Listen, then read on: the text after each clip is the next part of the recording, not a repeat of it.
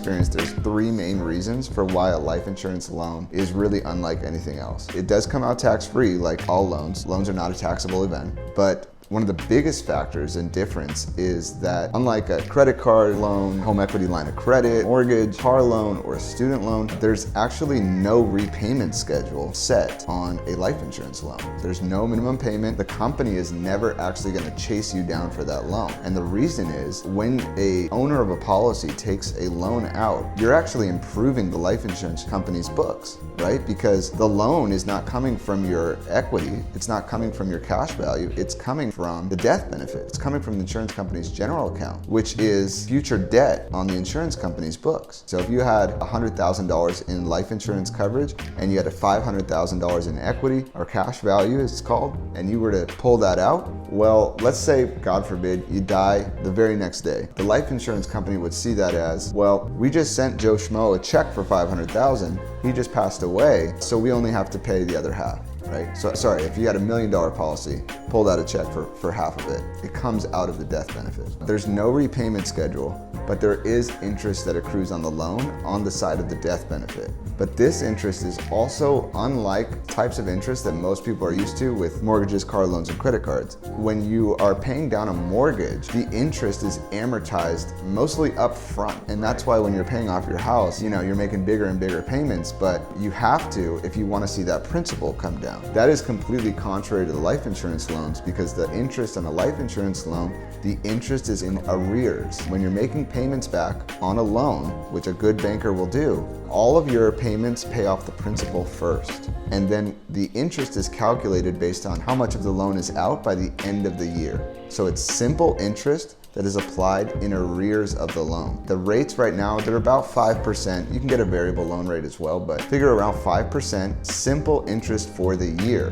What does that mean? It's not compounding 5% monthly like a credit card bill will, but credit cards are like 15 to 25%. This is 5% simple interest. So I have like a quick example. Let's say you borrow on a loan from your life insurance $50,000, 5% simple interest. If you were to hold that loan out for an entire year, the interest on that loan will be 5%, which is $2,500, right? But if you were to keep that loan out for only 6 months, the interest would be effectively 2.5%. It's simple interest for the entire year. Pull out $50,000, hold it out for 6 months, and the only interest you're gonna pay on it, if you want to restore the death benefit, is $1,200. So that's kind of the first two reasons. There's no repayment schedule.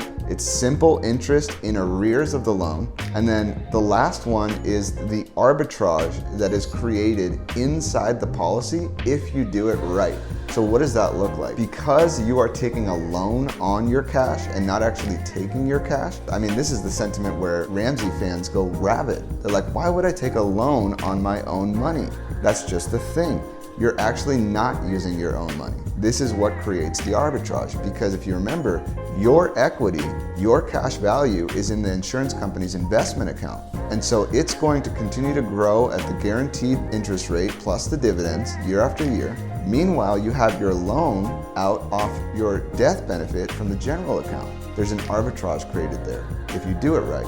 Here's an example. Let's say you have $50,000 in equity, in cash value in your policy, and you decide you want to loan out $20K or maybe put $20K into a real estate property or a business venture. You want to pull out $20,000. That's a pretty good ratio. You're going to pull out $20,000, and let's say you keep it out for the whole year, so 5%, you'd owe $1,000 in interest on that. But keep in mind, your cash is still inside the policy growing at that 5% rate. And so what actually ends up happening is, what's 5% of 50,000? That's $2,500. So if you do the math, if you borrowed $20,000 in a cash value policy with 50K in there, you actually made, what is that, $1,500 in credit for borrowing 20K, as long as you know what you're doing with it outside too, right? So that's an arbitrage that's created inside the policy, inside your money's home, while you take it out and go do other things with it. Hopefully you're gonna create an even bigger return. Pretty easy to get a higher than a 3, 4, 5% in real estate